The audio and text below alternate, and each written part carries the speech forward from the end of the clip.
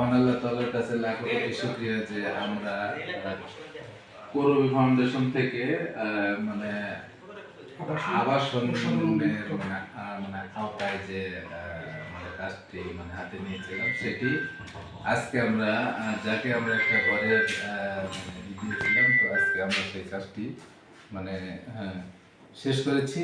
ওনার হাতে আমরা মানে চাবি বুঝিয়ে দিচ্ছি।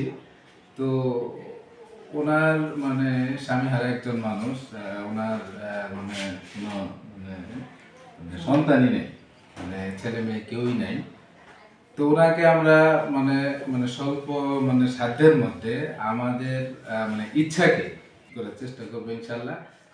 তো সবাই আমাদেরকে মানে সহযোগিতা করবে, মানে আর কিছু বলার নেই আমাদের। আসসালামু আলাইকুম।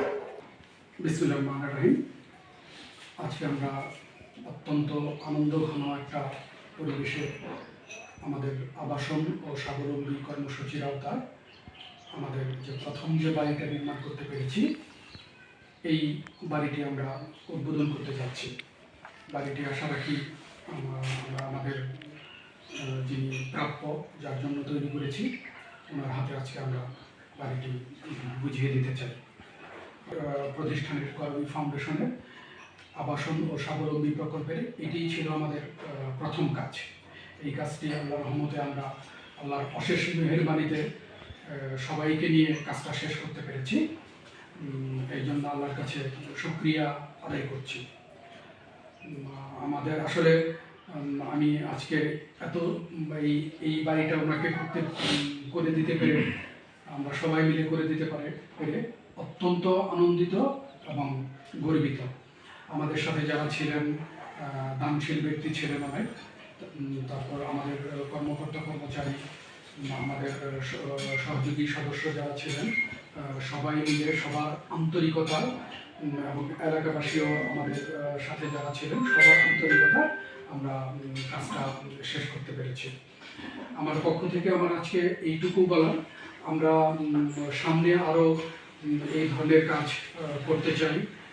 বিশেষ করে শিক্ষা, তারপর আমাদের ধর্মীয় প্রতিষ্ঠানগুলো, তারপরে আশেপাশে যারা সুবিধা বঞ্চিত যারা আছে, বিশেষ করে একেবারেই যারা সুবিধা বঞ্চিত।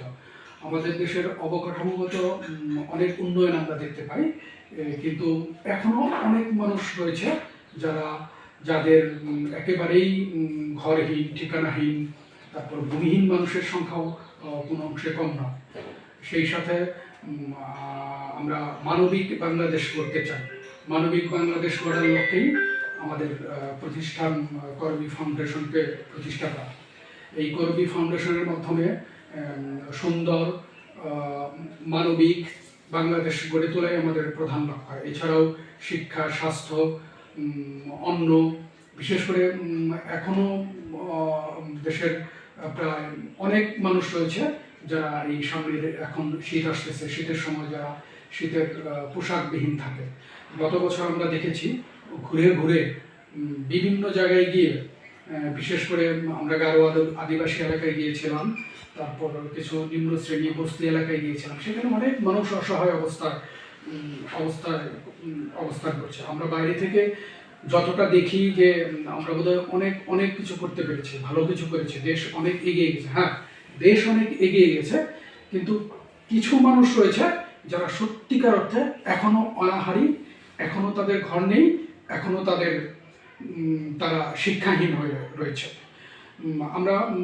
আমরা রাস্তা দিয়ে হাঁটলেই আমরা কিন্তু দেখতে পাই যে অনেক শিশু রয়েছে যারা শিশু শ্রমিক, 10 বছর 15 বছর বয়সী অনেক মানুষ রাস্তায় শ্রমিক হিসাবে কাজ করতেছে।